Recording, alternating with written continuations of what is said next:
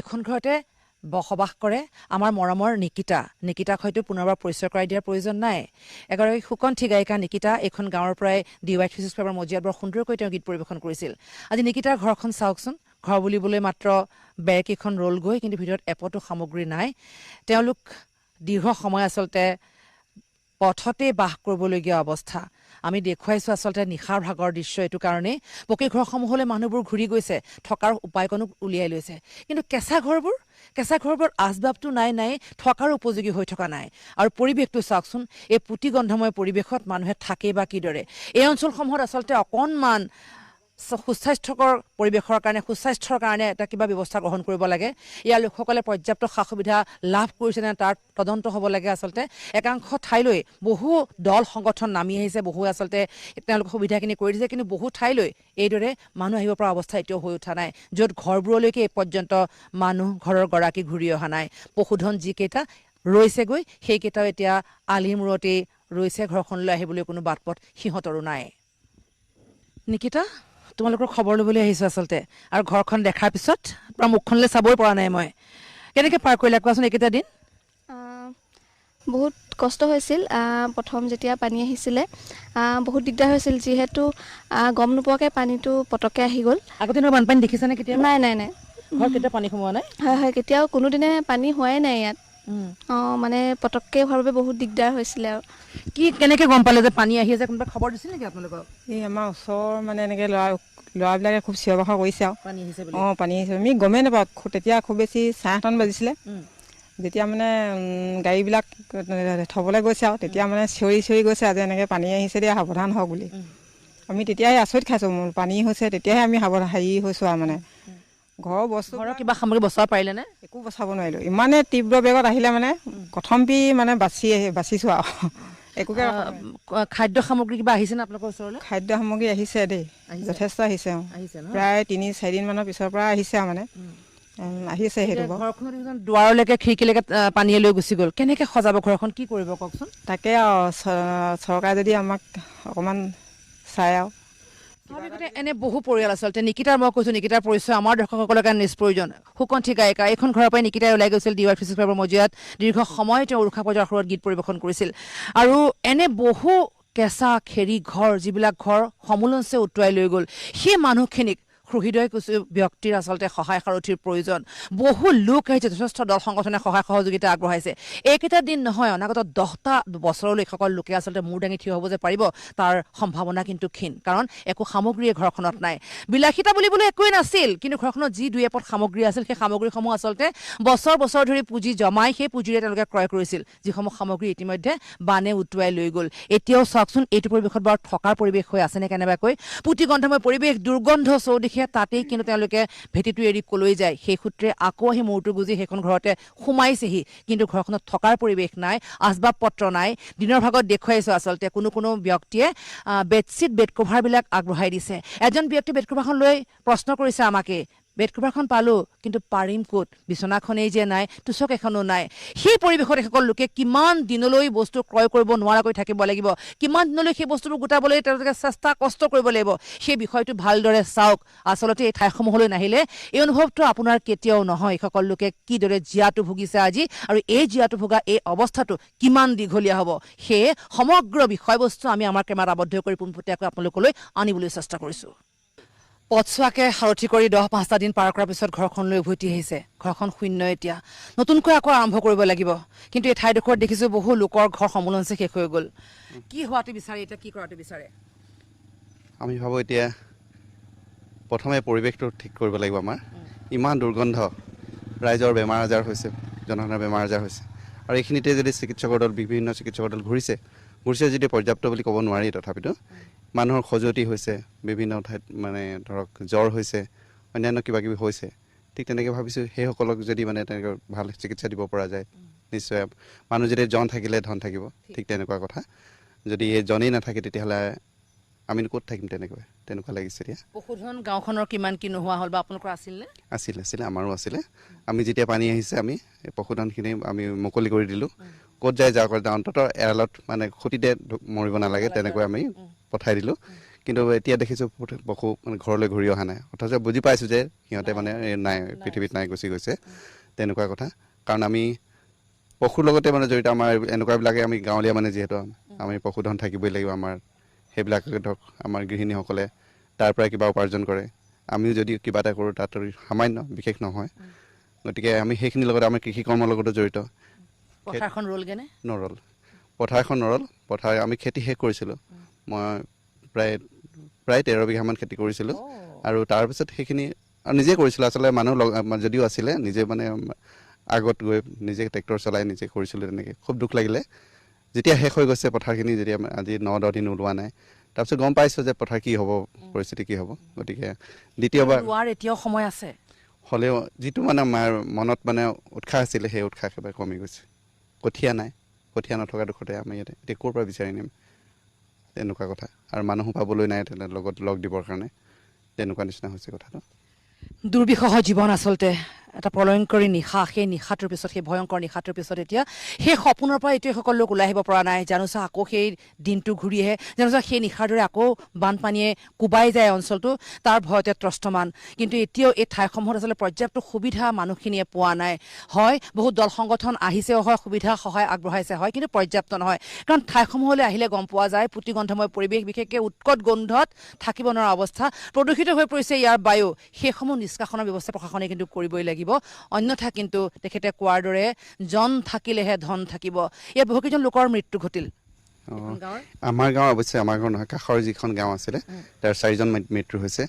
তাৰ পৰা আগলৈ এজন হৈছে, ঠিক তেনেকৈ আমাৰ যথেষ্ট 5জন বা বেছি হৈছে। অৱশ্যে মই গোটেই কথাখিনি নাজানিছোঁ। অৱশ্যে আমাৰ কিন্তু এটা পৰিয়াল যে শেষ হৈ গৈছে, সেইটো আপোনালোকে সকলো, আমাৰ দুৱাৰা পৰিয়ালটো, সেইটো আমি সদায় দেখি থকা সেইসকল লোকক, ইমান সুন্দৰ সুন্দৰ স্বাস্থ্যৰ যি ব্যক্তিসকল আমাৰ মাজৰ পৰা গুচি গৈছে। তাৰ কাৰণে আমি সঁচাকৈ বহুত দুখিত। গতিকে যদি সেই পৰিয়ালটোকো যদি চৰকাৰে, যিগৰাকী বোৱাৰী থাকি গৈছে, তেওঁকো যেতিয়া সংস্থাপন দি তেওঁক মানে কিবা এটা কৰিব পাৰে, নিশ্চয় ভাল হ'ব। কাৰণ পৰিয়ালটোৰ মাতৃ 2 পুত্ৰ আৰু এগৰাকী কন্যা উটি যোৱাৰ বাতৰি আমি ইতিমধ্যে সম্প্ৰচাৰ কৰিছোঁ। শেহতীয়াকৈ আটাইকেইজনেৰে শৱদেহ উদ্ধাৰ হৈছে। সেই পৰিয়ালটোত ঘৰখনৰ মুৰব্বী অৰ্থাৎ সন্তানকেইটিৰ পিতৃ আৰু বৰপুত্ৰৰ বোৱাৰীগৰাকী এতিয়া কণমানি শিশুৰে সৈতে ৰৈ গ'ল বোধ হয়। সেই পৰিয়ালটোক এতিয়া চৰকাৰে ইতিমধ্যে ঘোষণা কৰিছে মৃতকৰ পৰিয়াললৈ 4 লাখ টকা। যদি 16 লাখ টকা মানুহজনে পায়, কৰিবই বা কি? যদি বোৱাৰীগৰাকীক সংস্থাপনৰ ব্যৱস্থা কিবা এটা কৰি দিয়ে, স্বাভাৱিকতে এই ওচৰ চুবুৰীয়া মানুহখিনি অন্ততঃ অকণমান সকাহ লভিব। কাৰণ পৰিয়ালটো সমূলঞ্চে শেষ হৈ গ'ল। য'ত জনেই নাই, ধন লৈ তেওঁলোকে কৰিবই বা কি? ৰ'লগৈ ঘৰখন। সেই উকা ঘৰখনত এতিয়া একমাত্ৰ পুৰুষ, তেওঁৰ বোৱাৰী আৰু কণমানি শিশুটি। মুঠৰ ওপৰত এনেকুৱা অনাহুত বহুবোৰ অনাকাংক্ষিত ঘটনাৰ সকলোবোৰ সাক্ষী হ'ল। তাৰ পৰা উদ্ধাৰ কৰিবৰ কাৰণে কিন্তু আমাৰ সকলোৰে সহায় সহযোগিতা প্ৰয়োজন হ'ব। নিশাটো কিমান ভয়ংকৰ, সেই নিশাটোহে আমি আপোনালোকক দেখুৱাব বিচাৰিম। নিশাতে অঘৰী হৈ পৰা মানুহখিনি, গৃহহাৰা মানুহখিনিৰ আজিৰ অৱস্থা। ঘৰখনলৈ উভতি আহিছে, হয়, কিন্তু থিয় দিবলৈও য'ত ঠাই অকণমানৰ অভাৱ। এইটো ৰুম যদি ভালদৰে চায়, এই পৰ্যন্ত মোৰ হাতখন যিমানলৈকে উঠিছে সিমানলৈকে আচলতে পানী হৈছিল। এইখন ঘৰ মোৰ সতীৰ্থ বিপিনৰ ঘৰ। DY365ৰ আমাৰ সতীৰ্থ লাকুৱাৰ সংবাদদাতা বিপিনৰ এইখন ঘৰ। বিপিনৰ ঘৰখনো আচলতে সমূলঞ্চে শেষ হৈ গ'ল। অৰ্থাৎ আমি দেখুৱাইছোঁ যে লাকুৱাৰ লোণপুৰীয়া অঞ্চল বা মাউতগাঁও অঞ্চল সমূলঞ্চে শেষ হৈ গ'ল। অভয়াপুৰীয়া যিখন গাঁৱৰ 5জনকৈ লোকৰ মৃত্যু ঘটিল। চাওকচোন, আচলতে বছৰ বছৰ অপেক্ষা কৰি আচবাববোৰ যিদৰে গোটাইছিল ঘৰখন, কইনাজনীয়ে লৈ অহা সকলোবোৰ সামগ্ৰী বানে উটুৱাই লৈ গুচি গ'ল। ঘৰখনত আচবাব পত্ৰ বুলিবলৈ একো নাই। জেকা ঘৰখনত এতিয়া মানুহ সোমাই থাকিবলৈও আচলতে অকণমান চিন্তা কৰিবলগীয়া অৱস্থা। কিন্তু আটাইতকৈ ভয়ংকৰ কথাটো হৈছে যে পিতৃয়ে গৰুহাল পথাৰত বান্ধি থৈছিল আৰু পথাৰত হঠাৎ পানী সোমোৱাৰ খবৰ আহিল। পিতৃয়ে গৰুহাল এৰি থৈ আহিব বিচৰা নাছিল, কাৰণ গৰুহালক তাতে এৰি থৈ আহিলে হয়তো অঘটন সংঘটিত হ'ব পাৰে। কিন্তু মাতৃয়ে সাঁতুৰিব জানিছিল কাৰণে দৌৰি সাঁতুৰি সেই সময়ত বিপিন এইখন ঘৰত নাছিল। মাকে সাঁতুৰি দেউতাকৰ লগতে গৰুহালকো উদ্ধাৰ কৰি আজি প্ৰায় 10-11টা দিন থাকিলে ৰাজপথতেই। আৰু বিপিনৰ শৰীৰত কেৱল এখন পৰ্দা, অৰ্থাৎ পিন্ধিবলৈ কাপোৰ এটাও নোহোৱাকৈ সকলোবোৰ সমূলঞ্চে উটুৱাই লৈ গ'ল। মই চাওঁ, আপুনি আহকচোন। বিপিনৰ দেউতা এইজন ব্যক্তি আচলতে আমাৰ পৰিয়ালৰ সদস্য, কিন্তু তেওঁলোকৰ এই অৱস্থাত আমি আচলতে দূৰৰ পৰা চাই থাকিব পৰা নাই কাৰণে এইখন ঘৰলৈ আহিছোঁ। এনেকুৱা বান পূৰ্বে হৈছিল নে এই ঠাইত? এতিয়া তেনেকুৱাও হোৱা নাই। নহয়, আমিও পাইছিলোঁ সৰু মানে, কিন্তু এই পথাৰ বুজিছিলে আমাৰ এনেকৈ ঘৰৰ ভিতৰত নাই সোমোৱা। কিন্তু এইটোৱে ডাঙৰ পানী, বৰীয়া পানী। আৰু আমি একো, আমাৰ ল'ৰা খবৰ দিলে বস্তুবোৰ শিমলুগুৰিত আছিলে, পানীবোৰ ক'ৰবাত গৈছে বোলে ধুদুৱা দি ওপৰৰ পৰা কৰিছে। এতিয়া আমি ল'ৰালৈকে সামৰো মানে পানী পালেহিয়ে নহয়, পায় আৰু ইমান মানে হ'লে আহোঁত আৰু যাব নোৱাৰি। মোৰ গৰু দুজনী আছিলে ডাঙৰ, সেই গৰু দুজনী লৈ যাওঁতে তাৰপৰা ইও আহি পালেহি। পাই মোৰ সুতে লৈয়ে গৈছিলগৈ, থাপ মাৰি ধৰিলে এই গৰুটো কিনাৰতে।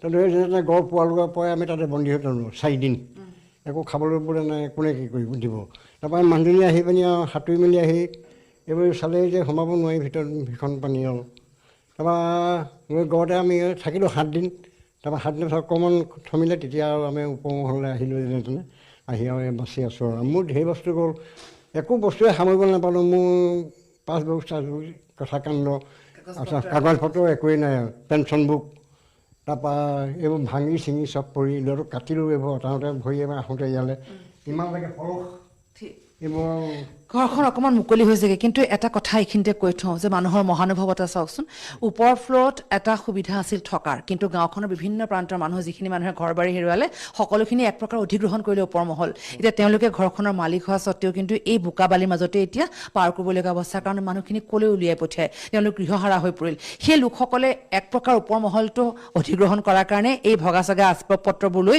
বিপিনহঁতৰ পৰিয়ালটো এতিয়া ইয়াত আৰু বিপিনহঁতে এইকেইটা দিনত এনেকৈ কাম কৰিছে আচলতে এইকেইটা দিনত নিজৰ ঘৰখন পানীত ডুবি থকা স্বত্তেও আত্মজনক উদ্ধাৰ কৰা তেওঁলোকক সাহায্য যোগান ধৰা যি কষ্ট কৰিছে আমাৰ আটাইকেইগৰাকী সতীৰ্থই তেওঁলোকৰ কাষ নাচাপিলে হয়তো এই কথাখিনিৰ আক্ষেপ ৰৈ যাব যে কেনেকৈ সম্ভৱ ইমান দুৰ্যোগৰ সময়তো কেৱল আনৰ চিন্তা কৰি সময় পাৰ কৰিছে হাত ভৰি কাটি বিপিন অকণ বিচাৰিছোঁ মোৰ কাষত হাতত মোমডাল এইটো কাৰণেই আছে কাৰণ ঘৰখনত মোমডালৰ বাহিৰে আৰু বেলেগ পোহৰ ইয়াত একো নাই ইয়াৰ মানুহখিনিয়ে পৰ্যাপ্ত সুবিধা পোৱা নাই বুলি কৈছে যিসমূহ চৰকাৰী ধনৰ কথা ইতিমধ্যে উল্লেখ কৰা হৈছে যে ইয়াত পইচা এটা আৰ্থিক সাহায্য দিয়া হ'ব তদন্তবিলাক বা যি ছাৰ্ভে হ'বলৈ ছাৰ্ভেবিলাক ভালকৈ হৈছেনে বা পৰ্যাপ্ত সুবিধা মানুহখিনিয়ে পাইছেনে পৰ্যাপ্ত সুবিধা একেবাৰে নাই পোৱা বুলি ক'লে ভুল কোৱা হ'ব কিন্তু প্ৰথমতে মই অসমবাসীৰ ৰাইজক ধন্যবাদ দিছোঁ আজি অসমবাসীৰ ৰাইজ এই দুৰ্যোগৰ সময় যদি কাষত নাথাকিলেহেঁতেন আমাৰ বৰ্ণাঢ্যসকলৰ কিন্তু লঘোণে ভোকে মৰিবলগীয়া হ'লহেঁতেন বানপানীৰ পিছত কিন্তু সেই ৰাইজক ধন্যবাদ দিছোঁ বিভিন্ন দল সংগঠন আৰু সুবিধা পাইছে ৰেচন পাতি বা খাদ্যৰ যিখিনি যোগাৰ সেইখিনি পাইছে আৰু বান বিভাগৰ কথা কৈছে সেই দিনটোৰ কথা দেউতাই সকলোৱে গোটেই অঞ্চলটোৰ আমাৰ লোণপুৰীয়া ভুটৰবাৰী দৰিকাল মাউদকে ধৰি আপুনি ঘূৰিছে সকলোখিনি আচলতে সম্পদ শেষ সকলোৰে পৰিয়ালৰ সেই দুৰ্যোগটো গ'লেই বান শুকোৱাৰ পিছত আন এক দুৰ্যোগ আহিছে সেইটো মূল আচলতে বিষয় যে বান শুকোৱাৰ পিছত মানুহৰ খৰ খজুৱতি হৈছে মূৰে হৈছে গোটেই পেট পিঠি অৱস্থা নাইকিয়া হৈছে গতিকে এইখিনিত একেবাৰে দুৰ্বিহ হৈ পৰিছে গোটেই জনসাধাৰণ আমি এইকেইদিন দেখিছোঁ নিজেই বিধ্বস্ত হৈছোঁ তথাপিতো জনসাধাৰণৰ কাষত আপোনাৰ কৰ্তব্য খাতিৰত যাব লগা হৈছে দুৰ্বল দেহাৰে যিমানখিনি পাৰিছোঁ যিখন ছবি দেখিছোঁ ভাষা নাই বাইদেউ আপোনাক মই প্ৰথম দিনাখনৰ পৰা আপুনি যোগাযোগ কৰিছে মোৰ লগত যিমানখিনি পাৰিছে 2-3 দিনলৈকে নোৱাৰিলে তাৰপিছত কৈছে গোটেইখিনি আপোনাক বনাইছোঁ মানে বৰ্ণনাতীত কি কম আচলতে ক'লৈ যাব মানুহখিনি প্ৰাণ ৰক্ষা হৈছে বহুতৰ প্ৰাণহানি হৈছে গোধন পশুধন এইবিলাকতো বহুতৰেই শেষ হৈ গৈছে আৰু আমাৰ এটা সৌভাগ্য আমাৰ ঘৰখন পকী গৃহ আমাৰ বেৰাটো আছে প্ৰথমে আমাৰ এটা থাকিবলৈ বাসস্থানকৈ ওলাব কিন্তু সন্মুখত যেতিয়া কেঁচা ঘৰবোৰ উটুৱাই নিছে বেৰ উটুৱাই নিছে সেইখিনি মানুহে যে ক'লৈ যাব গতিকে চৰকাৰে যিটো ঘোষণা কৰিছে সেই ঘোষণা কৰিছে ভাল পাইছোঁ খালি উচিতভাৱে যিসকলে পাব লাগে কেঁচা ঘৰ যিবোৰ উটুৱাই নিছে বাসস্থান বুলিবলৈ নাই থাকিবলৈ নাই দুটা পৰিয়াল আমাৰ ঘৰত আছে তেওঁলোকৰ গৃহ একেবাৰে সমুৰঞ্চে শেষ আজি কেঁচুৱা বুকুত বান্ধি এই তলত পকী কেঁচা মছজিদ থাকিবলগীয়া হৈছে পকী মছজিদ গোটেই তলত পলস সেইসকল মানুহক যদি চায় চৰকাৰে সেইটো অনুৰোধ জনাইছোঁ আমাৰ পকীসকলৰ যথেষ্টখিনি সকলোৱে লোকচান হৈছে সা সম্পদ কিন্তু সেইসকল থাকিবলৈ অকণমান যদি ব্যৱস্থা কৰি দিয়ে নিশ্চয় ভাল হ'ব সামৰ্থ্যৱানজনেও যাতে অকণমান গুৰুত্ব সহকাৰে দৰিদ্ৰ শ্ৰেণীৰ লোকসকলৰ কাৰণে অকণমান অগ্ৰাধিকাৰ দিয়ে সামৰ্থ্যৱানসকলে আঁতৰি দিয়াটো বিচাৰিছে সামৰ্থ্যৱানসকলে যদি পাৰে নিজে কৰি লওক আৰু নোৱাৰিলে সকলোৱে গৈছে কিন্তু সেইসকলকো যদি সহায়ত আমি আগবাঢ়োঁ মানুহে মানুহৰ বাবে যিটো অসমৰ ৰাইজ ওলাই আহিছে দল সংগঠন ওলাই আহিছে ব্যক্তি বিশেষে গতিকে আঠজনৰ কাষত থিয় হৈছে আৰু সেয়াই ভূপেন্দাৰ সেই গীতটোলৈ মনত পৰিছে মানুহে মানুহৰ বাবে যদিহে অকণো নাভাবে ভাবিব কোনে নোকোৱা আমিয়ে যদি নাভাবোঁ কোনে ভাবিম সেইকাৰণে ভাবিছে ওলাই আহিছে আৰু আশা ৰাখিছোঁ সকলো কুশলে থাকক যি হৈ গ'লে বান বিভীষিকা প্ৰকৃতিৰ কালৰূপ বুলি ভয় এতিয়াও আতংক আঁতৰা নাই এতিয়াও হঠাৎ বৰষুণ দিছে কালি আজি প্ৰবল বৰষুণৰ ফলত বৰষুণৰ পানীয়ে হওক বা অন্যান্য পানী কিন্তু বাঢ়িছে ক্ৰমাৎ কমাবলৈ ধৰিছিলে 2-3 দিনৰ পূৰ্বে আকৌ বৰষুণৰ ফলত আকৌ বাঢ়িছে আকৌ আজি কিছু শুকাইছে এনেকুৱা মানুহে হঠাৎ শুই থাকোঁতে আহিব নেকি কিবা হ'ব নেকি ভয়টো সোমাই আছে আচলতে কিন্তু আমি কথা কৈছোঁ প্ৰশাসনে যথেষ্টখিনি কৰি আছে আপোনালোক আতংকিত নহ'ব কিন্তু সাৱধান হ'ব লাগিব সাৱধানটো হ'ব দৰাচলতে বৰষুণজাক থকাৰ কাৰণে অকণমান থকাৰ পৰিৱেশটো আছে হয়তো বুজিব পাৰিছে ৰ'দ দিয়াৰ লগে লগে আচলতে এই অঞ্চলসমূহৰ যেতিয়া দুৰ্গন্ধময় পৰিৱেশ এতিয়া আৰম্ভ হৈছে সেই দুৰ্গন্ধময় পৰিৱেশত আচলতে প্ৰদূষিত বায়ুত কিদৰে তেওঁলোকে থাকিব অকণমান স্বাস্থ্যজনিত যিসমূহ ব্যৱস্থাসমূহ ল'বই যে লাগিব এই ঠাইসমূহত ইতিমধ্যে কণ কেঁচুৱা লৈ আচলতে কণ শিশুসমূহ এতিয়া অসুখত পৰিছে খৰ খজুৱতি বিশেষকৈ পানীয়ে খোৱা বহু লোকৰ আমি ভৰিবোৰ দেখিছোঁ ভৰিবোৰ উখহি উঠিছে এতিয়া সেইসমূহত চিকিৎসাৰ প্ৰয়োজন সেইসমূহত ঔষধ পাতিৰ প্ৰয়োজন ঔষধ ঔষধ পাতিৰ সমান্তৰালকৈ আন কিছু স্বাস্থ্যজনিত ব্যৱস্থা যদি প্ৰশাসনে গ্ৰহণ কৰে স্বাভাৱিকতে অন্ততঃ জীয়াই থকাৰ হেঁপাহকণ তেওঁলোকৰ আকৌ জাগি উঠিব। খুৰী আপোনাৰ আকৌ ক'বলৈ মন যোৱা নাই সেইদিনা সাঁতুৰি নাদুৰি আপুনি কেনেকৈ ওলাই আহিলে কওকচোন। সাঁতুৰিলোঁ মানে মোৰ সেইদিনাখন কি হৈছিলে মই নিজে গম নাপাওঁ। মোৰে নহয় গোটেই মানুহ কিছুমান গছত উঠিছে, কিছুমান ঘৰৰ ছালত আছে, তেনেকেই আছে। আমিতো যদি জানে আমাক নিনিলেহিহেঁতেন, দেউতাকক মই নিব নোৱাৰিলোহেঁতেন। মই পাছত সাঁতুৰি আহিছোঁ হয়, কিন্তু বহুত ঘৰখনৰ বস্তুবোৰৰ প্ৰতি আকৰ্ষণ আছে কাৰণে মই আহিলোঁ বুলি চাই যাওঁ বুলি, তথাপিতো একো চাব নোৱাৰিলোঁ, গুচি গ'লোগৈ।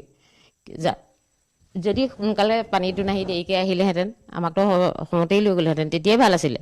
থাকিতোনো এতিয়া কি হ'ব, আমিতো একো এতিয়া পা পইচাৰ বা বস্তু চস্তু আকৌ ল'ব নোৱাৰিম তেনেকৈ।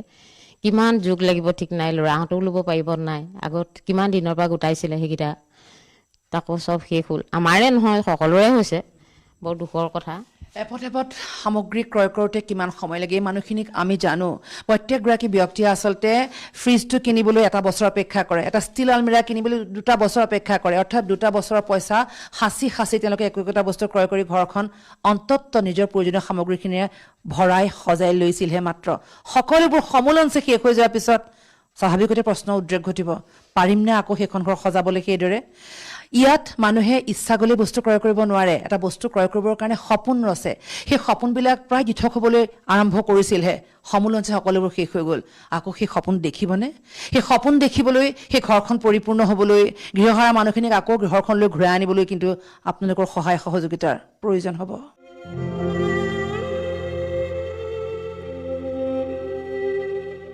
পানী অহাৰ দিনাখনে আহিছিলোঁ বাইদেউ, তাৰপৰা আহি পানী কি কয় পাৰ হ'ব নাই, তাৰপৰা যেতিয়া পানী শুকাইছে তেতিয়া আহিছোঁ। বাইক কি কয় আপোনাৰ এই শ্ব'কেছ, তাৰপৰা গড্ৰেজ চব ভাগি ছিগি পৰি আছে তলত।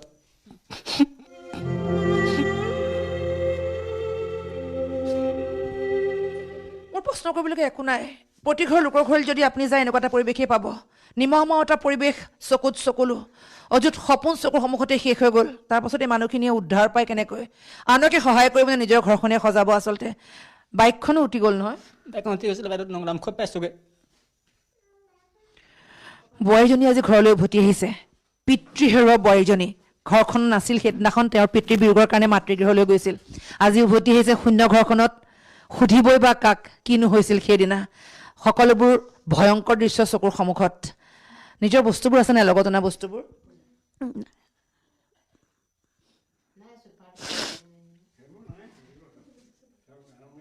সোধাটো ভুল আচলতে, এনেকুৱা সময়ত প্ৰশ্ন অমূলক। মাত্ৰ এয়া জীয়া বাস্তৱ, এই জীয়া বাস্তৱ আপোনালোকৰ সন্মুখলৈ আনিছোঁ। চাওক কিদৰে দিন অতিবাহিত কৰিছে সকল মানুহে। আজি এটা পষেকৰ পিছত অনাগত 15টা বছৰলৈ আপুনি চিন্তা কৰক, এই মানুহখিনিয়ে উদ্ধাৰ পাবনে? যদি উদ্ধাৰ পাবইলগীয়া হয় চৰকাৰী বিষয় ব্যৱস্থাৰ কথা আছে, তাৰ উপৰি আৰু কোনখিনি সহায়ৰ প্ৰয়োজন, কিদৰে এইখিনি মানুহক উদ্ধাৰ কৰিব পাৰি, সেই ব্যৱস্থাটো কিন্তু বিভাগীয় কৰ্তৃপক্ষৰ লগত আমি সকলোৱে চিন্তা চৰ্চা কৰাটো উচিত। সেই সূত্ৰে সকলো বিষয়বস্তু আপোনালোকৰ সন্মুখত। উকা ঘৰবোৰত এতিয়া মৰিশালীৰ নিস্তব্ধতা, যি 2 এপদ সামগ্ৰী বাচিছে তাকো ব্যৱহাৰৰ উপযোগী হৈ থকা নাই। ঘৰবোৰত কোনোবা এখনত বেৰ আছে, কোনোবা এখনত টিং ছটা নাই। এইদৰে য'ত যেনেকৈ পাইছে সেইদৰেই আচলতে মূৰটো গুজি মানুহবোৰ ৰৈ গৈছে। এয়া কেৱল মাত্ৰ অলপ দিনলৈ, যিদিনালৈকে আপোনালোকে সাহাৰ্য আগবঢ়াব। তাৰ পাছত কি হ'ব? অনাগত সময়বোৰ এই মানুহবিলাকে কিদৰে পাৰ কৰিব? আকৌ থম ধৰি উঠিবনে? সেইখন ঘৰ সজাই আকৌ ঘৰখন ঘৰমুৱা কৰি ল'ব পাৰিবনে? সেই বিষয়বোৰ কিন্তু সকলোৱে চিন্তা কৰাটো উচিত। আজি সকলোবোৰ আহিছে, সকলোৱে সহায় সহযোগিতা আগবঢ়াইছে, একেলগে সকলোবোৰ বস্তু গোট খাইছে হয়, কিন্তু সেইসমূহ সামগ্ৰীয়ে কিমান দিন চলিব? সেই সামগ্ৰীবোৰ শেষ হৈ যোৱাৰ পিছত কি কৰিব? সেইটোও চিন্তনীয় বিষয়। কিন্তু শিমলুগুৰি পঞ্চায়তৰ এইসমূহ বান শিবিৰৰ অৱস্থা দেখুৱাইছোঁ। আচলতে কোনোবাই ত্ৰিপাল পাইছে, কোনোবাই নাই পোৱা। তেওঁলোকৰ প্ৰয়োজনীয় বস্তু ত্ৰিপালখন এতিয়া, কাৰণ যি কেইপদ বস্তু তেওঁলোকে উদ্ধাৰ কৰিবলৈ সক্ষম হ'ল সেইখিনিকে আচলতে পথতে দি সুৰক্ষা দি ৰাখিবলৈ ত্ৰিপাল এখনৰ প্ৰয়োজন। ফটা যিকেইখন ত্ৰিপাল সেইকেইখন তেওঁলোকে তৰি লৈছে, আৰু নিশাটো ভাগত পুৰুষসকলে পহৰা দিয়ে, আৰু মহিলাসকল এইদৰে যি 2খন চকী বচাইছিল সেইকেইখনত এইদৰে বহি ৰয়। কেৱল পুৰুষ মহিলা বুলি নহয়, কণ শিশুতো এইদৰে উৰেটো নিশা আচলতে উজাগৰে পাৰ কৰিবলগীয়া অৱস্থা। পুৰুষসকলে এইদৰে থিয় হৈ পাৰ কৰে, কাৰণ মহিলাসকলক অকণমান যাতে সুৰক্ষা দিব পাৰে। কিন্তু অৱস্থাটো চাওকচোন, ফটা ত্ৰিপালকেইখনেৰে যদি অকণমান কিনকিনীয়া বৰষুণৰ পৰা তেওঁলোকে হাত সাৰিব পাৰিব, কিন্তু যদি কেনেবাকৈ দুপাল পিতা বৰষুণ হয় তেন্তে কি অৱস্থাৰ সৃষ্টি হ'ব? আকৌ যে পানী বাঢ়ি অহাৰ ভয়টো তেওঁলোকৰ আছে। ইপিনে পানী অকণমান বাঢ়ি আহিছে, সেইকাৰণে তেওঁলোক আকৌ পথলৈ উভতি আহিছে। দিনৰ ভাগত ঘৰটো চাফ চিকুণ কৰি ঘৰ সোমাইছিলহে, তাৰ পাছত ইয়ালৈ আহিছে। সাহাৰ্য কি পাইছে বাইদেউ কওকচোন?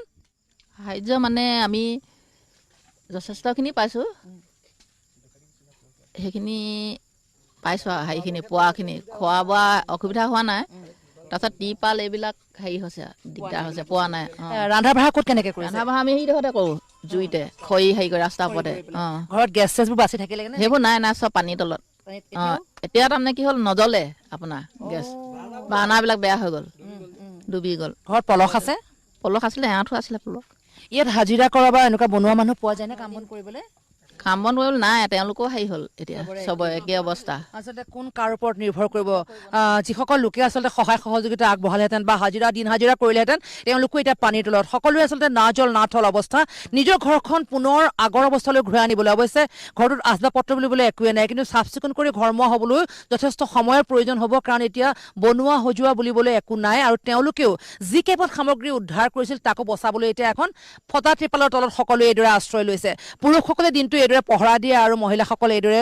উৰেটো নিশা আচলতে বিনিদ্ৰ ৰজনী এতিয়া সকলো লোকৰ আৰু কিমান দিনলৈ এইদৰে থাকিব লাগিব তাৰ কিন্তু নিশ্চয়তা নাই কাৰণ ভদিয়া বানৰ সংহাৰলৈ তেওঁলোকৰ ভয় এতিয়া শিবিৰটোৰ কাষৰ এখন ঘৰ দেখুৱাম যিখন ঘৰলৈ আচলতে শিবিৰটোৰ পৰা ঘৰমুখী হৈছিল মানুহবোৰ এতিয়া ঘৰখনত আকৌ পানী সোমাইছে অৰ্থাৎ পিছফালে পানী আকৌ বাঢ়ি আহিছে অৱশ্যে ৰাইজ আতংকিত হ'ব নালাগে অকণমান সাৱধান হওক বাবে এই দৃশ্য পুনৰবাৰ দেখুৱাব বিচাৰিছোঁ ঘৰখনৰ পাছফালে পানী আকৌ সোমাই আহিছে যদি ভালদৰে চাই এইখন ঘৰৰ চাওক পানী ক'লৈকে আহিছিল এই পৰ্যন্ত পানী হোৱাৰ পিছত এইখন ঘৰৰ সামগ্ৰীসমূহ বা ইয়াৰ যিসমূহ আচবাব ভালে আছে বুলি ভাবিব পাৰেনে এতিয়া আহক ভিতৰখন দেখুৱাওঁ ভিতৰখনৰ কি অৱস্থা এইখন ঘৰ আচলতে সজাই পৰাই সুন্দৰকৈ ৰখাৰ দায়িত্ব আছিল পৰিয়ালটোৰ আৰু সেই সূত্ৰে সজাই পৰাই ধুনীয়াকৈ ৰাখিছিলোঁ এইখন ঘৰৰ মূল দুৱাৰখন বেকা হৈ গ'ল এইখন দুৱাৰ চিধা কৰি ব্যৱহাৰ উপযোগী হৈ উঠিবনে কেনেবাকৈ ভিতৰৰ এতিয়া আচবাবসমূহ চাওক এইবোৰ খুলিব নোৱাৰা অৱস্থা ঢিলা হৈ গ'ল বাকী যি কেইপদ বস্তু উদ্ধাৰ কৰিলে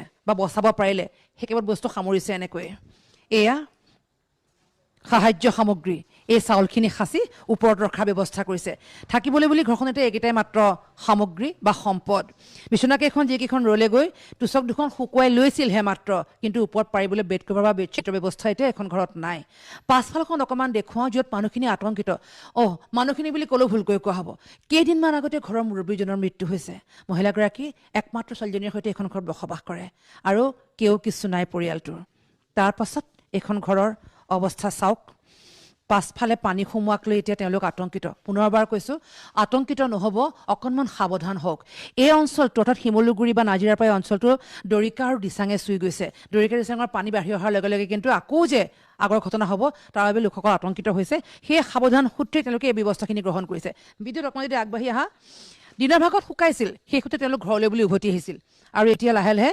চপচপীয়া হৈছিল পানী আকৌ বাঢ়ি আহিছে এই দৃশ্য দেখাৰ পিছত স্বাভাৱিকতেই সকলোবোৰ আতংকিত হ'ব চাওক ঘৰৰ আচবাব পত্ৰ সৌৱা পানীৰ মাজত এতিয়াও এইসমূহ তুলি আনি ঘৰৰ পূৰ্বৰ ঠাইত থোৱাৰ কিবা সাৰ্থকতা আছেনে বা থ'লে কিবা লাভ হ'বনে মুৰ্গীৰ গঁৰালটোত এটা মাত্ৰ মুৰ্গী দেখিছোঁ বাইদেউ আপুনি এইফালে আহকচোন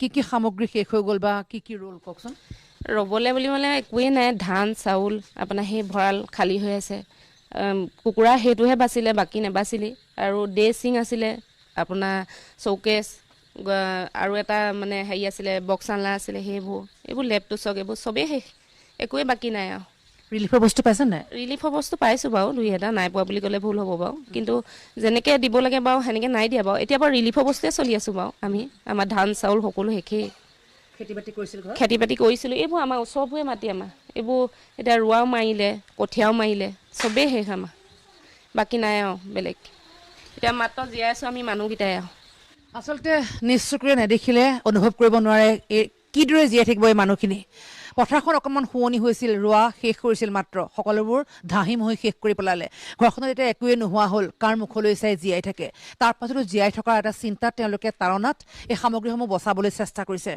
আচলতে আমি দেখুৱাইছোঁ এইটো কাৰণেই এয়া আৰম্ভণি সকলোৰে অভিযোগ এটা এয়া আৰম্ভণি হয়তো কিমান দিনলৈ ভুগিব লাগিব তাৰ ঠিকনা নাই ভদিয়া বানৰ সময় এতিয়াও সমাগত সেয়ে আচলতে আতংকিত পুনৰবাৰ অনুৰোধ এটাই আতংকিত হোৱাৰ পূৰ্বে সাৱধান হওক কি কৰি আচলতে জীৱনটো বচোৱা যায় কি কৰি আচলতে জীয়াই থকাৰ পথ মুকলি হয় তাৰ চিন্তা কৰক সেই সূত্ৰে আমি দেখুৱাইছোঁ ইতিমধ্যে যিসমূহ লোক এতিয়াও শিবিৰতে আছে বা বাটে পথে পৰি ৰৈছে সেই মানুহবোৰৰ অৱস্থা আমি দেখুৱাইছোঁ ঘৰলৈ আহিও এতিয়া এইসকল লোকৰ না জল না স্থল অৱস্থা শহীদ লোকৰ সাহস আৰু সহায়ৰ প্ৰয়োজন সঁচা অৰ্থত কিনো কৰিম মানে একো উপায় নোপোৱা হৈছে এতিয়া ছোৱালী এজনীক লৈ কেনেকৈ দিন কটাম সেইটোকে ভাবিছোঁ মানে।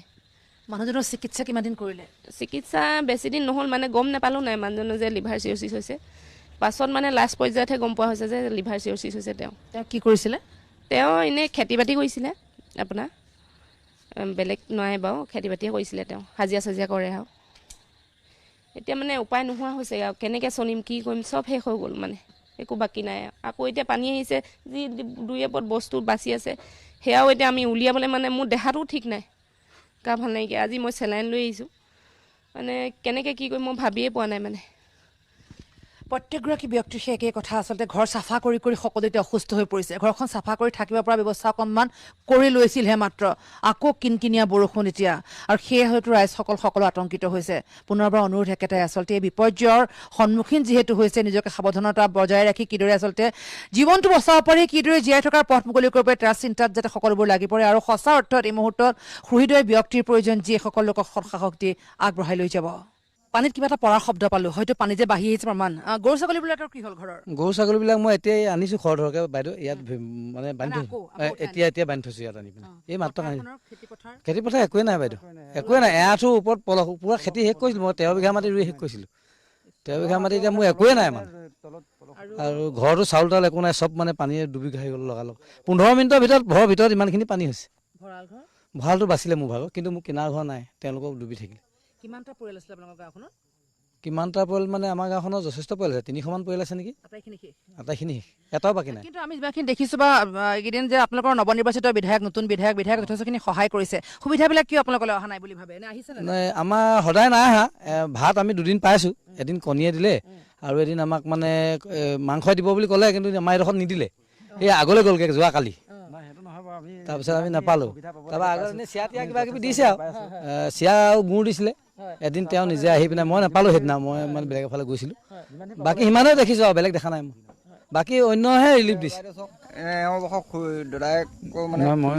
বিশেষ একো তাৰমানে একেজন পৰিয়ালৰ মানে একেখন পৰিয়ালৰ মানে নিজৰ দায়িত্ব মানে 4জনকে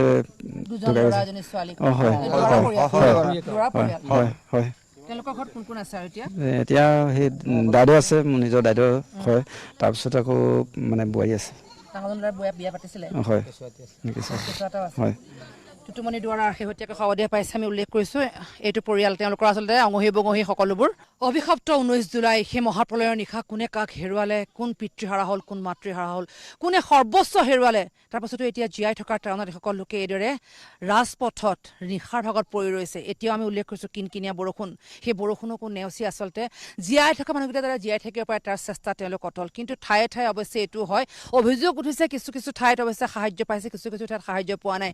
এই অঞ্চলসমূহত তেওঁলোক খাদ্য সামগ্ৰী পাইছে হয়, কিন্তু খাদ্য সামগ্ৰী মজুত কৰি ৰাখিবলৈ বা খাদ্য সামগ্ৰীকেইটা সযতনে ৰাখিবলৈ কিন্তু কিছুমান বস্তুৰ যে অভাৱ ইয়াত সেই ঠাইলৈ আহিলে প্ৰমাণ পোৱা যায়। মোৰ ফালে নৱনিৰ্বাচিত বিধায়ক, এই ঠাইডোখৰৰ কাৰণে আচলতে সকলোৱে বিচৰা জনপ্ৰতিনিধি, আৰু তেওঁ এইকেইদিনত কি কৰি গৈছে আমি সকলোবোৰ দেখুৱাইছোঁ। প্ৰথমটো বিজয়, কিন্তু বিজয় উৎসৱ পালন কৰাৰ পূৰ্বে তিক্ত অভিজ্ঞতা এটা দেখিছোঁ। আপুনি একদিন মানে এৰি থৈ যোৱা নাই কোনো লোককে, সকলোকে যিমানখিনি পৰা সাৱটিবলৈ চেষ্টা কৰিছে। অভিজ্ঞতাৰ বিষয়ে কওকচোন, কি বাকী আছে আৰু কৰিবলৈ বুলি ভাবে? এতিয়া আমাৰ ওচৰত আটাইতকৈ ডাঙৰ প্ৰত্যাহ্বান হৈছে বহু ৰাইজৰ ঘৰ বানপানী উটুৱাই লৈ গ'ল, বাঁহৰ ঘৰবিলাক প্ৰায় নাইকিয়া কৰি দিলে, আৰু সেইখিনি নতুনকৈ বনাই দিয়াটো আমাৰ আগত ডাঙৰ প্ৰত্যাহ্বান। আৰু সেইকাৰণে আজি আমি আমাৰ অসম চৰকাৰৰ মন্ত্ৰী পীয়ুষ হাজৰিকা ডাঙৰীয়া, বিমল বৰা ডাঙৰীয়াৰ লগত কথা পাতিছোঁ, আৰু ইতিমধ্যে আমাক প্ৰায় 4,500 পৰা 5,000 ভিতৰত আমাৰ টিং আমাক দৰকাৰ হ'ব, বান্দোল, আৰু আমাক সেইধৰণে প্ৰায় 3 লাখমান আমাৰ বাঁহৰ দৰকাৰ হ'ব। ইতিমধ্যে আমি ব্যৱস্থা প্ৰায় আৰম্ভ কৰিছোঁ, আৰু অসমৰ ৰাইজকো আমি আহ্বান জনাইছোঁ, কোনোবাই যদি আমাক খোৱা বস্তু নালাগে, খোৱা বস্তু যথেষ্ট হৈছে আৰু যথেষ্ট মানুহৰ ওচৰত আছেও। এতিয়া আমাক টিং লাগে আৰু বাচন বৰ্তন লাগে, যিবিলাক এতিয়া খোৱা বস্তু থাকিলেও ঘৰৰ ভিতৰত গৈ আপুনি বনাবলৈ বাচন বৰ্তন নাই, গেছ নাই, চিলিণ্ডাৰ নাই, ষ্ট'ভ নাই, খৰি নাই, বনাব ক'ত? গতিকে সেই ধৰণে আমি এটা ব্যৱস্থা আমি আহ্বান জনাইছোঁ, যাতে এই 2,000 পৰা 25,000 ঘৰ যাতে আমি খুব সোনকালে এসপ্তাহৰ ভিতৰতে যাতে আমি নিৰ্মাণ কৰিব, সেইটো আমাৰ মুখৰ আগত আটাইতকৈ ডাঙৰ প্ৰত্যাহ্বান। যথেষ্ট প্ৰত্যাহ্বানৰ সন্মুখীন হৈছে আপুনি, স্বাভাৱিক কথা। কিন্তু দিনে নিশাই আপুনি মাজনিশাও বানপীড়িতৰ ওচৰলৈ আপুনি আহিছে, কিন্তু ইয়াত যিসকল লোক তেওঁলোকে আছে ত্ৰিপাল এখনো পোৱা নাই। ঠায়ে ঠায়ে কিছুমান ঠাই আছে যিবিলাক ঠাইলৈ এতিয়া প্ৰশাসনৰ ব্যৱস্থা সীমা জমা যোৱা নাই বুলি অভিযোগো আছে। অভিযোগ বুলি নকলেও আচলতে সকলো লোকে পোৱা নাই। কি কাৰণে আঁতৰিছে এনেকুৱাবিলাক ব্যৱস্থা? এতিয়া ইয়াতে খোৱা বস্তু মই নিজে দুবাৰ দিছোঁ, কিন্তু ইভাগে আমি তেওঁলোকে ৰাতি খোৱা ব্যৱস্থাও আমি কৰিছোঁ। কিন্তু তাৰপিছত ত্ৰিপালৰ কথাটো হয়, ত্ৰিপালটো এনেকুৱা এটা ইয়াত দুৰ্যোগ কোনোবাই হ'ব বুলি কোনো ভবা নাই, যেনে বানপানী নহয়। গতিকে দুৰ্যোগ ব্যৱস্থাপনা বিভাগতো ইমানখিনি ত্ৰিপাল একেলগে নাথাকে। যিমান ত্ৰিপাল আহিছিলে একচুৱেলি সেই ত্ৰিপাল আমাৰ নেপালী বস্তি, বিহুবৰ, আমাৰ বামুণ পুখুৰী এনেকুৱা জেগাবিলাকলৈ গুচি গ'ল।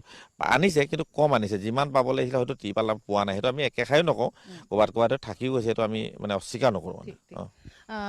সমুখ অঞ্চল আপোনাৰ ঘূৰা হৈ গ'ল, ক'ত বেছিকে ভয়ংকৰ ঠাই যি ঠাইলৈ আপুনি আচলতে বহুতখিনি সাহায্য প্ৰয়োজন বুলি ভাবে? নেপালী খুঁটিৰ উপৰি আমি কালি যিটো পানী হোলা নহয়, বামুণী টেঙাহোলা, আপুনি নেপালী বস্তি, আপোনাৰ কমল চাপৰি, আপোনাৰ আমগুৰি বাগানৰ তল লাইন, পেঙেৰা, বাগজান বাগান, এনেকুৱা কিছুমান অঞ্চল আছে য'ত একোৱেই নাই। আৰু আমাৰ নেপালী খুঁটিটো খালি বেছিকৈ হাইলাইট হৈছে। তেনেকুৱা নেপালী খুঁটিৰ নিচিনা নাই বুলি ক'লোঁ। আৰু 20-25 জেগা আছে যিবিলাক জেগা এতিয়াও মানুহ আপুনি গৈ পোৱাগৈ নাই। কিন্তু সেইবিলাক যাবলৈ আজিৰ তাৰিখত তাত এতিয়া মানুহ নাই। তাত আপোনাৰ বাঘৰ খোজ দেখিব আৰু বান্দৰ দেখিব। সেইবিলাক জেগাত এতিয়া মানুহ নাই। সেইবিলাক জেগাত গৈ পোৱাটো মানে এতিয়া আপুনি যাবলৈ হ'লে আগতে পকলেন বা JCB এখনে গোটেইবোৰ অঁতৰাই দিব লাগিব বোকাবোৰ, তেতিয়াহে আপুনি যাব পাৰিব।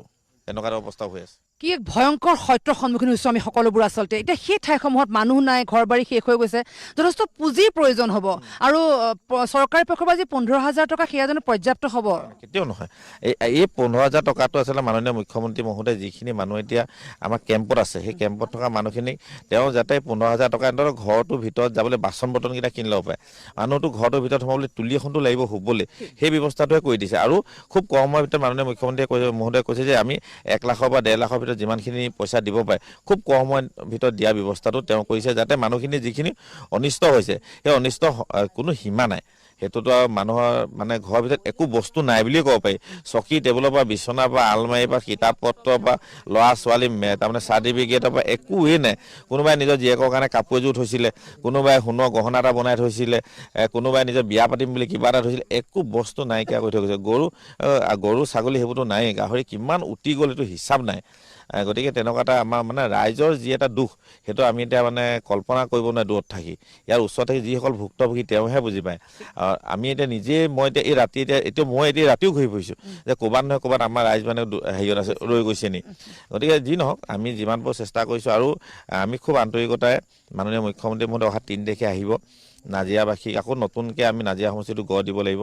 আমাৰ দায়িত্ব বহুত আছে। আৰু সকলো এই সময়ত জাতি, বৰ্ণ, ধৰ্ম নিৰ্বিশেষে ৰাজনীতি উদ্ধত থাকি আমি মানৱতাৰ কাৰণে কিন্তু কাম কৰিব লাগিব। আৰু সমূহ অসমবাসীক আমি ধন্যবাদ জনাইছোঁ। এইবাৰ নাজিৰাবাসী ৰাইজক তেওঁলোকে যি ধৰণে মানে আহি ইয়াত সহায় সহযোগিতা কৰিলে, সমূহ আমি অসমবাসীক কিন্তু আন্তৰিকতাৰে ধন্যবাদ জ্ঞাপন কৰিছোঁ। এইখিনিতে মই এটা প্ৰশ্ন কৰি লওঁ, কাৰণ আমি যিহেতু আহি দেখিছোঁ মানুহখিনি আকৌ পথলৈ উঠি আহিছে, পানী বাঢ়ি আহিছে।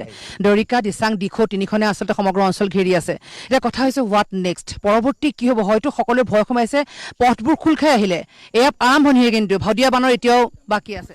হয়, এতিয়া আপুনি যে এই ৰাতিখন যে মই ঘূৰি ফুৰিছিলোঁ, মই সেই বিহুবৰ ফালেই গৈছোঁ, মই সেই পানী বাঢ়িছে বুলি গম পাইছিলোঁ। এইটো সময়ত যদি পানী আকৌ বাঢ়িবলৈ হয়, আমাৰ ৰাতি পানীটো বাঢ়িলে আমাৰ যথেষ্ট অসুবিধা হৈ যাব। কিন্তু সেইদিনাখন পানীটো আমাৰ দিনত বাঢ়িছিলে কাৰণে আমাৰ যথেষ্ট লোকৰ কিন্তু বাচিব পাৰিছিলে। ৰাতি যদি তেনেকুৱা এটা পানী আহিবলৈ হয় কি হ'ব আপুনি কল্পনা কৰিব নোৱাৰে। এতিয়া যেতিয়া মই গম পাইছিলোঁ যে পানী বাঢ়িছে বুলি, মই নিজেও আকৌ চাই আহিছোঁগৈ। যদি ইমান পানী বঢ়া নাই, জেনেৰেল যি ধৰণে আহিছে অকণ পানী অলপ বাঢ়িছে, কাৰণ নবঢ়া নহয়, কিন্তু তেনেকুৱা ধৰণৰ হোৱা নাই। গতিকে তেনেকৈ ভয় কৰিবলগীয়া একো কথা নাই। কিন্তু ইয়াৰ পৰৱৰ্তী পৰ্যায়ত আমি শিমলুগুৰিৰ পৰা একদম বিহুবলৈকে আমি মথাউৰি ব্যৱস্থা কৰিব লাগিব। আমাৰ মাননীয় পীয়ুষ হাজৰিকা ডাঙৰীয়াই 1 বছৰ আগতে প্লেন কৰিছিলে, কিন্তু তাৰ 90% মানুহে মথাউৰি লাগে বুলি ক'লে, 10% মানুহে মথাউৰি নালাগে বুলি ক'লে। সেইটোতে বস্তুটো ৰৈ গ'ল, নহ'লে ইমান দিন আমি মথাউৰি কাম আৰম্ভ কৰিব পাৰিলোহেঁতেন। কিন্তু এতিয়া যি 10% মানুহে মথাউৰি নালাগে বুলি কৈছে, এইবাৰ কৈছে যে আপোনালোকে মথাউৰিটো বনক। মথাউৰিটো এইকাৰণেই বনাব লাগিব, নহ'লে এনেকুৱা যদি পানী আহে তেনেহ'লে কিন্তু ৰাইজৰ যিটো অৱস্থা হ'ব সেইটো আমি ভাবিব নোৱাৰোঁ। গতিকে তেনেকুৱা ধৰণৰ এটা হেৰি চলি আছে। তাৰমানে এইটো পাৰ্মানেণ্ট চলিউশ্যন যেতিয়ালৈকে নহ'ব তেতিয়ালৈকে কিন্তু এইটো শেষ নহ'ব, পানীটো সদায় আহিবই। মুঠৰ ওপৰত উজনি অসমৰ ৰাইজ সাৱধান হ'ব হ'ল, আতংকিত নহয় কিন্তু সাৱধান হ'ব হ'ল। নিশ্চিতভাৱে এতিয়া এতিয়া যিটো শিল খনাৰ কথা কয়, কয়লাৰ কথা কয়, গছ কটাৰ কথা কয়, সেই গোটেইখিনি নগালেণ্ডত হৈছে। অসমত। আৰু এইটো এতিয়া যে 2 বছৰ 3 বছৰ এইটো নহয়, আজি 30-40 বছৰৰ পৰা কয়লা তাত খানিয়ে আছে। আজি ধৰি লওক আজি কোনোবাই পলিটিকেল ইছ্যুত গৈ কৈছে কালি খানিছে আজি খানিছে, এইটো নহয়। এইটো 30 বছৰ, এইটো আমি যেতিয়া সৰু আছিলো তাতকৈ আগৰ পৰাই খানি আছে নি? 30-40 বছৰ আগৰ পৰাই তাত কয়লা খানি আছে, শিল খানে। এইটো খানি পাহাৰবিলাকত আগতে পানীটো ৰৈ গৈছিলে গছবোৰ থকাৰ কাৰণে, কিন্তু আজিকালি একদম পাহাৰ বৰষুণ দিলে গোটেইটো তললৈকে নামি আহে। গতিকে এনেকুৱা ধৰণৰ এটা মানে আমি চিটুৱেশ্যন আছে। এইটো পাৰ্মানেণ্ট চলিউশ্যন যেতিয়ালৈকে নহ'ব, আৰু অসমৰ মাননীয় মুখ্যমন্ত্ৰী মহোদয় নাগালেণ্ড চৰকাৰৰ লগতো এই ক্ষেত্ৰত কথা বতৰা আগবঢ়াইছে। গতিকে পাৰ্মানেণ্ট চলিউশ্যন এটা যেতিয়ালৈকে নহ'ব, এতিয়া তাত নাগালেণ্ডৰ যিবোৰ পাহাৰ আছে আমি দেখিছোঁ যে মেক্সিমাম পাহাৰেই লাহে লাহে তললৈ আহি আছে, খহি আহি আছে। ধন্যবাদ জনাইছোঁ। যথেষ্ট প্ৰত্যাহ্বানৰ সন্মুখীন হৈছে আপুনি। মই উল্লেখ কৰিছোঁ যে প্ৰথমবাৰ আপোনাৰ অভিজ্ঞতা এয়া, কিন্তু ৰাইজৰ কাষত আপুনি সদায় থিয় হৈছে আৰু প্ৰতিটো খবৰ আমি সবিস্তাৰে সম্প্ৰচাৰ কৰি গৈছোঁ, কিন্তু এতিয়াও বহু কাম বাকী আছে। এইখিনি মানুহ ঘৰমুৱা হোৱালৈকে কিন্তু দায়িত্ব আপোনালোকৰো আছে। ধন্যবাদ জ্ঞাপন কৰিছোঁ। এইদৰে বিধায়কে নিশাৰ ভাগতো সৰজমিন তদন্ত কৰি আছে, আচলতে ক'ত কোনোবা ৰৈ গৈছে নেকি। মই বিচাৰিছোঁ সতীৰ্থ প্ৰদীপক বিচাৰিছোঁ। প্ৰদীপে বিভিন্ন প্ৰান্ত, বিশেষকৈ নেপালী খুঁটি যি অঞ্চলত এতিয়াও কোনো লোক উভতি অহা নাই বুলি কৈছে, কিন্তু তাৰ বিপৰীতে বিধায়কে কৈছে যে কেৱল নেপালী খুঁটিয়ে নহয় প্ৰদীপ, এনেকুৱা প্ৰায় 10-12 স্থান আছে য'ত এতিয়াও এজন ব্যক্তিও গৈ সেই ঠাই পোৱাগৈ নাই। তেওঁলোক জীৱিত নে মৃত সেয়াও কোনো নাজানে। হয়, আচলতে এইটো কথা কৰিব নোৱাৰি। বিভিন্ন ঠাইত আছে, নাজিৰা মহকুমাৰ সকলোতে আচলতে যি কাল ৰূপ ধাৰণ কৰিলে দিখন হয়, তাৰ সকলো ঠাই মানে ধুৱাই নিলে বুলি ক'ব লাগে, বিধ্বস্ত হৈ গ'ল, নিশেষ হৈ গ'ল কিছু গাঁও। তো তাৰ মাজতে আপোনাৰ কেইবাটাও আছে বিহুবৰ অঞ্চলত নেপালী খুঁটি যেনেধৰণে ক্ষতি হৈছে, তেনেধৰণে বিহুবৰ নাজিৰা, এইফালে লক্ষ্মীজান, এনেকৈ ধৰি পানীহোলা, টেঙাহোলা, এনেকুৱা ধৰণৰ কিছু অঞ্চল আছে, গোহাঁইবাৰী আছে, এনেকুৱা ধৰণৰ বিভিন্ন অঞ্চল যি বিধায়ক মহোদয়ে উল্লেখ কৰিছে। তেনেকুৱা বিহু অঞ্চলত এতিয়াও মানুহ যাব পৰা অৱস্থাত নাই। আৰু তেখেতলোকৰ খাদ্য সামগ্ৰী যেনেধৰণে প্ৰশাসনে যোগাৰ কৰিব লাগে তেখেতলোকক দিছে, আৰু তাৰপিছতো বিধায়ক মহোদয়ে দিনে ৰাতি একাকাৰ কৰি তেখেতলোকক আমি সেইটো ক'বই লাগিব, যিহেতু তেখেতে যথেষ্ট কষ্ট কৰিছে। আজি 12-13 দিন দিনে নিশাই কষ্ট কৰিছে, আমাকো লগত লৈ গৈছে। আমিও নিজে গৈ, তেখেতে আমাক কৈছে যে 2খন গাড়ী লৈ যা, আৰু য'ত পোৱা নাই তাত দি থৈ আগে, তহঁতক যোনে ফোন কৰিছে। আমিও তেনেধৰণে সেই ৰাইজৰ ওচৰত গৈ কাষত থিয় হৈ তেখেতলোকৰ বানাক্ৰান্তসকলক আমি যেনেধৰণে পাৰোঁ তেখেতে সহায় কৰিবলৈ চেষ্টা কৰিছোঁ। মুঠতে পলয়ভেন বানে নাজিৰাখন শেষ কৰি পেলালে, ক'বলৈ কোনো ভাষা নাই, শেষ হৈ গ'ল নাজিৰাখন। প্ৰদীপ, আচলতে তোমালোকৰ কষ্ট দেখিছোঁ কাৰণে ৰৈ থাকিব নোৱাৰিলোঁ, কাৰণ তোমালোকৰ কাষলৈ দৌৰ মাৰি আহিছোঁ। আচলতে একাপ চাহো নোখোৱাকৈ পুৱাতে ঘৰখন এৰি থৈ ওলাই গৈ মাজনিশা এই ঘৰ সোমোৱা, এইকেইটা আমাৰ সতীৰ্থ, আমাৰ পৰিয়ালৰ যিকেইজন যুৱকে আচলতে প্ৰত্যেক দিনাই বানপানী হোৱাৰ দিনটোৰ পৰা নিজৰ ঘৰখনো পানীৰ তলত সেইদৰে বুঢ়াই বিভিন্ন প্ৰান্তৰ লোকক উদ্ধাৰৰ কামত লাগি পৰিছে, আৰু দেখুৱাইছে আচলতে সকলো লোকে কিদৰে দিন নিশা পাৰ কৰিছে। যদি বা এই ঠাইসমূহলৈ নাহে, আমি নিশাৰ ভাগৰ পৰিৱেশ এইটো কাৰণে দেখুৱাইছোঁ। চাওক আমাৰ ৰাজ্যত প্ৰলয়ংকৰী বানে এইসকল লোকৰ অৱস্থা কি কৰিলে। এসাঁজ খাবলৈ পাইছে হয়, কিন্তু সেয়াই জানো পৰ্যাপ্ত? ঘৰখন কেতিয়ালৈ চাব পৰা হয় সেয়া নিশ্চয়তা নাই। ঘৰত এপদো সামগ্ৰী আচবাব পত্ৰ বুলিবলৈ একো নাই, আৰু পুনৰ সেইদৰে গঢ়ি তুলিবলৈ কিমান শক্তি সাহসৰ প্ৰয়োজন হ'ব, কিমান অৰ্থৰ প্ৰয়োজন হ'ব, এবাৰ ভাবি চাওক আৰু অনুভৱ। আচলতে নিশ্চয়কৈ নেদেখিলে সেই ৰুৰ বাস্তৱ আপুনি অনুভৱেই কৰিব নোৱাৰে, কিদৰে আচলতে বানপীড়িত বা সেই সংহাৰ যোৱাৰ পিছত সময় পাৰ কৰিছে। নিশাটো এইদৰে পথত তেওঁলোকে নিজৰ ঘৰখন কিমান দিন দেখা নাই তাৰ নিশ্চয়তা নাই, আৰু কিমান দিনলৈ সেই ঘৰখনত তেওঁলোকে থাকিবগৈ নোৱাৰে তাৰো কোনো নিশ্চয়তা নাই। এই লোকসকলৰ সাজ পোছাক চাওকচোন। এই মানুহখিনিয়ে দৰাচলতে ভাৱ, ভাষা, আচাৰ ব্যৱহাৰ, সাজে পোছাকে তেওঁলোক আচলতে হাড়ে হিমজুৱে অসমীয়া। এই আমাৰ অসমখনৰ এই অসমীয়া মানুহখিনিয়ে যদি দুৰ্দশা চাওক, হয় যথেষ্ট ব্যক্তি আগবাঢ়ি আহিছে, সহায় সহযোগিতা আগবঢ়াইছে, কিন্তু কেৱল খাবলৈ দিয়া খাদ্য সামগ্ৰী বাৰু কেইটামান সামগ্ৰীয়ে তেওঁলোকৰ জীৱনটো পুনৰাই গঠন কৰিব তেওঁলোকে পাৰিবনে? তেওঁলোকক এতিয়া প্ৰয়োজন কি? যদি ভালদৰে মন কৰে, এতিয়া সকলোৰে স্বাস্থ্যৰ অৱস্থা অতিকে বেয়া হৈ পৰিছে, কিন্তু যি এপদ বাচিছিল সামগ্ৰী সেয়াই তেওঁলোকে জীৱনটো আকৌ নতুনকৈ গঢ়াৰ চিন্তা চৰ্চা কৰিছে। সাজ পোছাক চাওক, এটা অদৰকাৰী বা এটা অনা অসমীয়া পোছাক পিন্ধি তেওঁলোক দৌৰি ওলাই অহা নাই, সকলোৱে এতিয়াও মেখেলা চাদৰ পৰিহিত, তেওঁলোকে এতিয়াও আচলতে সেই অসমীয়াত্ব বজাই ৰাখি জীয়াই থকাৰ চিন্তা চৰ্চা কৰিছে। এইসকল লোকৰ কাষত সুহৃদয় সকলো ব্যক্তিয়ে থিয় হৈছে, কিন্তু সেয়া পৰ্যাপ্ত নহয়। এই মানুহখিনিক আকৌ নকৈ থিয় হ'বলৈ, আকৌ সেই ঘৰমুৱা হ'বলৈ, ঘৰখন আকৌ সজাই তুলিবলৈ আকৌ 10-12 বছৰৰ প্ৰয়োজন হ'ব। অৰ্থাৎ এই মানুহখিনিয়ে কষ্টপ্ৰদিত ধনেৰে ঘৰখন যিদৰে সজাই লৈছিল, আকৌ তেওঁলোক 10-12 বছৰ পিছুৱাই গ'ল। ঘৰৰ গৃহস্থ কুটুৰি এযোৰ কাপোৰ কিনিছিল, সেই কাপোৰ সাজো বানে উটুৱাই লৈ গ'ল। এতিয়া যি এপদ বস্তু বাচিছে সেই এপদ বস্তুকে লৈ এইদৰে নিশাটো পথত। এয়া মাজনিশাও চাওকচোন, কণ শিশুহঁতো শুব পৰা নাই, কাৰণ দেউতাক মাক শুবলৈ ঠাই নাই, সিনো শুই থাকে কেনেকৈ। সেইদৰে আচলতে এয়া পোহনীয়া জীৱ জন্তুকেইটা পথতে সহাৱস্থান সকলোৱে এইদৰেই পাৰ কৰিছে দিন নিশা আজি আমি দেখুৱাম এই ৰুৰ বাস্তৱ শিৱসাগৰ নাজিৰা চৰাইদেউৰ লোকসকলে কিদৰে পাৰ কৰিছে বহু লোক ঘৰমুৱা হৈছে ঘৰমুৱা হোৱাৰ পিছতো ঘৰলৈ গৈ কি পাইছেগৈ ঘৰখনত থাকিব পৰা অৱস্থা হৈছেনে আকৌ ঘৰ গৈ পাই শুনিছে পানী বাঢ়ি আহিছে এই আতংকিত হোৱাৰ সময় নহয় সময় সাৱধান হোৱাৰ ভদিয়া বনৰ সময় এতিয়াও অহা নাই নিশাৰ ভাগতো বিধায়কে আহি খবৰ লৈছে বানপীড়িত তেওঁলোকৰ অভাৱ অভিযোগবিলাক বুজাই গৈছে কাৰোবাৰ কিতাপ নাই কাৰোবাৰ বহি নাই কাৰোবাৰ ঘৰত এপদো সামগ্ৰী নাই সকলোবোৰ একেদিনাই ক্ৰয় কৰি ঘৰখন সজাই দিয়াটো জানো সম্ভৱ কিন্তু এইসকল লোকক ঠন ধৰি উঠিবলৈ এইসকল লোক যে আৰু 10-15 বছৰ পিছুৱাই গ'ল সেই সকলোখিনি কথা আছিলে বিধায়কগৰাকীক স্পষ্টপটে প্ৰকাশ কৰিবলৈ চেষ্টা কৰিছে কণ শিশুহঁত এতিয়া জ্বৰত আক্ৰান্ত শিশুহঁতক চিকিৎসাৰ ঔষধ পাতিৰ প্ৰয়োজন কণ শিশুহঁতক চিকিৎসালয়লৈ লৈ যাবলগীয়া হৈছে কিন্তু য'ত ঘৰৰ মুৰব্বীৰে অৱস্থা এয়া তেন্তে যায় কেনেকৈ শিশুৱে হওক বৃদ্ধই হওক বা ঘৰত থকা জীৱ জন্তুকেইটাই হওক সকলোৱে এতিয়া ৰাজপথত একেলগে সহাৱস্থান কৰিছে এয়া নিশাৰ ভাগতো মাজনিশা বিধায়কে আহি তেওঁলোকৰ কাষত তেওঁলোকৰ খবৰ লৈছে আচলতে অভাৱ অভিযোগবিলাকৰ বুজ লৈছে আৰু তেওঁলোকেও কাৰণ নিশাটো যিহেতু বিনিদ্ৰ ৰজনী বিধায়ক অহাৰ লগে লগে যেন সৰকখন ঢুকি পাইছে তেওঁলোকেও দৌৰি আহি অভাৱ অভিযোগবোৰ বুজাবলৈ চেষ্টা কৰিছে আৰু এইদৰে আচলতে বানপীড়িত এতিয়া কিমান দিনলৈ এইদৰে দিন নিশা পাৰ কৰিব লাগে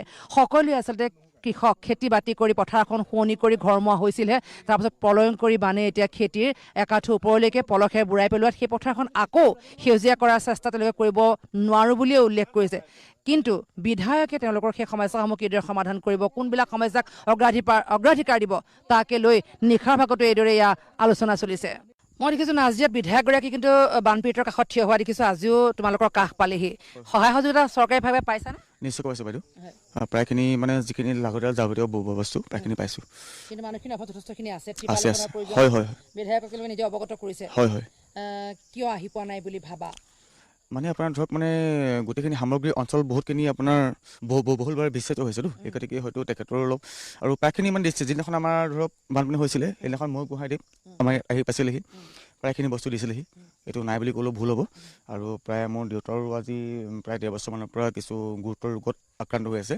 আজি আপোনালোকৰ আগতে প্ৰায় কিছু টকা আৰ্থিকভাৱে সাহায্য আগবঢ়াইছে সেই মানে আপোনাৰ কওকচোন আপুনি এই ঠাইতে জন্ম আপোনাৰ ইয়াতে স্বাভাৱিকতে হয় আগতে বানপানী দেখিছিল নে এনেকুৱা মানে মই দেখা বাদেই দিয়ক মানে মোতকৈ মানে 70-80 বছৰ মানুহো দেখা নাই মানে মোৰ দুখ লাগিছে ক'বলৈ কোনো ভাষা নাই প্ৰায়খিনি মানে আপোনাৰ মই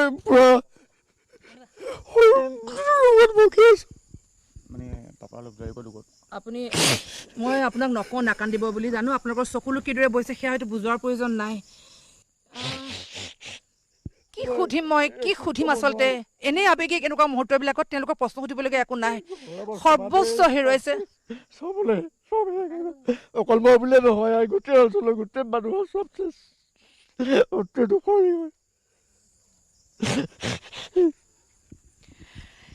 এজন পুৰুষে কান্দিবলৈ হ'লে বহুত চিন্তা কৰিব লাগিব সকলোবোৰ হেৰুৱাই আছে শাৰীৰিকভাৱে অসুস্থ হৈ আহিছে এই অঞ্চলটোৰ কেৱল এঘৰ দুঘৰ নহয় চাওঁ মানুহগৰাকী আহকচোন মানুহজনৰ গা বেয়া বুলি কৈছে তেওঁলোকৰ চিকিৎসাৰ ক্ষেত্ৰত এইকেইদিনত চিকিৎসা কেনেকৈ কি কৰিছে কওকচোন এইকেইদিনত একো কৰিব পৰা নাই এনেই টেবলেট খাই থকা হৈছে আৰু বানপানী হৈ উঠাৰ সময়তে টেবলেট চব উঠি গ'ল তেতিয়া মাজতে গাড়ী মটৰ চলা নাছিলে যে টেবলেটবিলাক আনিব পৰা নাছিলোঁ ভৰি হাত ফুলি গৈছিলে আৰু এতিয়া খাই আছে আৰু ভৰি হাত ফুলি গৈছিলে পানীত ভৰি হাত ফুলি গৈছিলে আৰু এতিয়া বহুতৰে আচলতে একেটাই কথা যে পানীয়ে খাইছে ভৰি বহুতৰ ভৰিত খহু হৈছে আৰু খজুৱতি হৈছে এতিয়া ঔষধ পাতিৰ প্ৰয়োজন কিনো সুধিম আচলতে আপোনালোকক কি সামগ্ৰী ঘৰত বাছিলে কওকচোন একোৱে নাবাছিলে একো নাই অকল ডকুমেণ্টছখিনি বাদে একো নাই মোৰ নিজৰ ভাইটিও পানী লৈ গুচি গ'ল নিজৰ ভাইটি মোক ইয়াতে মোৰ গৰমৈ পাৰে তাৰ বেছি বয়স নহয় 30 বছৰমান হ'ব নি ল'ৰা এটা ছোৱালীজনী আছে পথতে আছে এতিয়া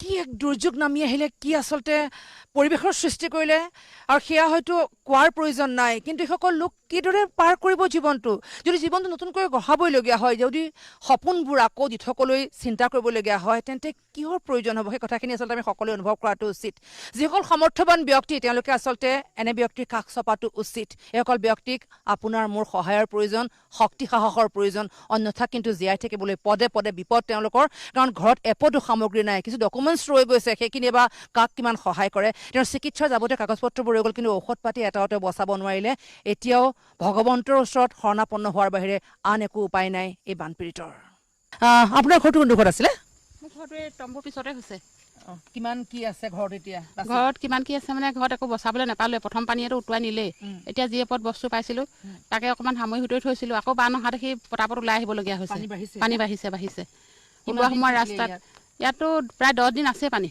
10 দিন অঁ মানে ঘৰখন 10 দিন দেখা নাই ঘৰখন 10 দিন দেখাই নাই সোমাব পৰা অৱস্থাত নাই আপোনাৰ ক'ত আছিলে ঘৰ পানী আছে এতিয়াও পানী মানে বোকা ইমানডোখৰ কেঁচা ঘৰ বেৰ মানে বস্তু মানে বিচনাখন বাহিৰলৈ উলিয়াওঁতে ডিভান তিতি এটাই ভাগিয়ে গ'ল পৰি আছে এতিয়া বেৰ খোৱা চোৱা ক'ত কেনেকৈ কৰিছে খোৱা মানে সেই এটা আছিলোঁ 10 দিন শুবলৈ মানে এনেই সৰু বিচনাখন আছে আৰু তাতে পথালি হৈ এনেই পৰি থাকোঁ 2 দিন পৰিছোঁ ভিতৰত সোমাইছোঁ 2 দিন ঘৰ চাফ চিকুণ কৰিবলৈ মানুহ পাইছেনে মানুহ নাই পোৱা তেনেকৈ কৰাই নাই চাফ চিকুণ নিজে কৰিছোঁ আৰু যি পাৰিছোঁ আৰু আচলতে পলসে ঘৰখন এনেকৈ পুতি পেলাইছে যিখন ঘৰ চাফা কৰোঁতেতো আচলতে একেদিনাই সম্ভৱপৰ নহয় আৰু তাৰ পাছতো এতিয়া পানী বাহিৰত আতংকিত হৈছে ৰাইজসকল আপোনাৰ ঘৰটো ক'ত আছিলে পানী সোমাই আছে নেকি এতিয়া পানী বহুত এতিয়া বাঢ়িলে ঘৰ এতিয়ালৈকে বোৱা নাই কিন্তু কালি পৰহি ওলাইছিলেহে আজি আকৌ এতিয়া ধৰক আপুনি আমাৰ ঘৰলৈ যাবলৈ ৰাস্তাটো ইমানখিনি পানী হ'লেই কি ক'ব এতিয়া বৰষুণ তাক দিলেতো আমিতো উপায় নাই ওলাই আহিবলৈ সেইকাৰণে ইয়ালৈ গুচি আহিলোঁ এতিয়া আকৌ বৰষুণ দিলে এতিয়া থাকিবলৈও জেগা নাই তেওঁলোকে এতিয়া তম্বুকে ধৰিছে আমাৰ তম্বু নাই এতিয়া টিপাল নাই আমাৰ টিপাল দিয়াই নাই ইয়াত প্ৰয়োজন কি যথেষ্ট আচলতে বান সাহায্য লাভ কৰিছে লোকসকলে এতিয়া এগৰাকী ব্যক্তিয়ে ত্ৰিপাল এখন নিজে তৰি লৈছে তেওঁলোকৰ ত্ৰিপাল নাই বৰষুণ যাক অহা দেখি পথলৈ উঠি আহিছে এই মাজনিশাও তেওঁলোক উঠি আহিছে কাৰণ যদি ৰাতি যোৱাবাৰ নিচিনাকৈ একে প্ৰলয়ং কৰি বান আহে তেন্তে কি কৰিব কিন্তু তৰিবলৈ তম্বু এখনো নাই এতিয়া প্ৰয়োজন কি সকল লোকক দৰাচলতে বহু লোকৰ আমি দেখিছোঁ ভৰিবোৰ পানীয়ে খাইছে খৰ খজুৱতি খহু হৈছে এতিয়া সকলোৰে এতিয়া চিকিৎসালয়লৈ যাবলৈ উপায় নাই এগৰাকী কণমানি অকণমান বিমলে দেখুৱাইছে ভিতৰত আছে কণমানিৰে কিদৰে শুই আছে অৰ্থাৎ চিকিৎসালয়ৰ পৰা আনি পেলাই তেনেকৈ ৰখাই থোৱা হৈছে ডাঙৰখিনিয়ে নিজক উদ্ধাৰ কৰিছে কিন্তু কণমানিসকলে কি কৰে এতিয়া চিকিৎসালয়ৰ ব্যৱস্থা চিকিৎসকৰ প্ৰয়োজন এনেকুৱা ঠাইসমূহত বিশেষকৈ অকণমান এখন তম্বু তৰিবলৈ ত্ৰিপালৰ প্ৰয়োজন খাদ্য সামগ্ৰী যথেষ্ট হৈছে সেই খাদ্য সামগ্ৰী উদ্ধাৰ কৰি বা বচাই ৰাখিবলৈ অকণমান জেগাৰ প্ৰয়োজন তেওঁলোকক কাৰণ ঘৰখনত সেই অৱস্থাটো নাই যে ঘৰত তেওঁলোকে আকৌ বস্তুবোৰ আগৰ দৰে পাব ৰজাদিনীয়া এই গড়টোকে সাৰথি কৰি এতিয়া সকলোৱে আচলতে গড়টোকে সাৱটি